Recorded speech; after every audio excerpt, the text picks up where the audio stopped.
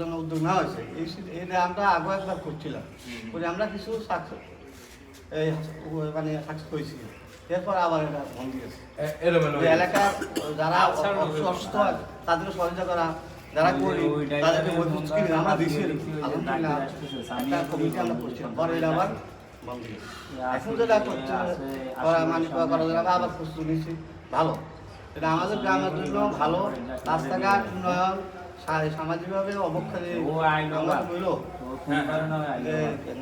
গাঁজা বা এগুলোর ব্যাপারে একান্তই জরুরি। বাচ্চাদের মোবাইল অ্যাডিকশন থেকে বের করে নিয়ে আসার জন্য আমাদেরকে খেলাধুলারও প্রয়োজন আছে।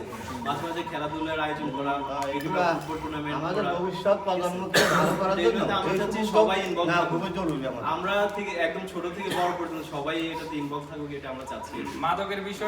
মাদকের বিষয়টা আমি এখন আমরা কোনো ধরনের ওরকম ধরনের কোনো আমরা অ্যাকশন নিতে চাই না, কারণ যেহেতু আমাদের এলাকার ওটা কোনো অ্যাকশন নিতে চায় না। তবে কেউ যদি মাদক গ্রহণ করে উনি ওনার বাড়িতে ওনার ঘরের বসে করুক অথবা রাস্তায় করুক, এলাকার ভিতরে এলাকার রাস্তায়, এখানে মনে করেন যে আপনি নেশা করবেন, আপনার সন্তান বা আমার সন্তান দেখতেছে, তারা শিখতেছে, তারা ভবিষ্যতে তারা ওটা আপাতত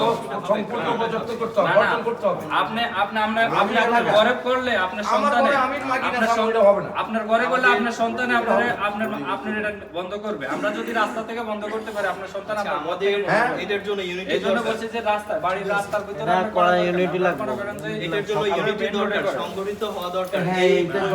এরকম পরিস্থিতিতে আমাদেরকে যেতে হবে,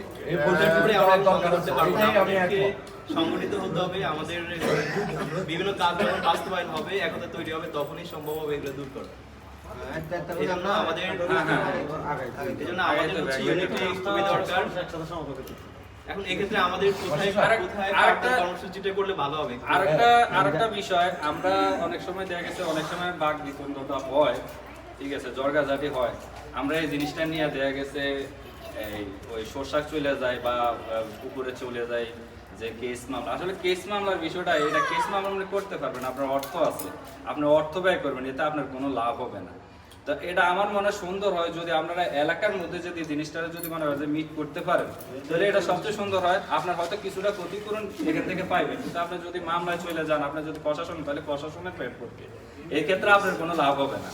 তো এই জিনিসটা আপনারা সবাই আপনাদের মাথায় রাখেন, যেহেতু যে এলাকার মধ্যে 2-4 জন, সবাই তো আর খারাপ না, 2-4 জন তো মানুষ আছে, ঠিক আছে। সবাই মনে হয় জিজ্ঞেস করেন, হুমায়ুন মামু আছে, এখানে লেখক স্যার আছে, আরো মনে করেন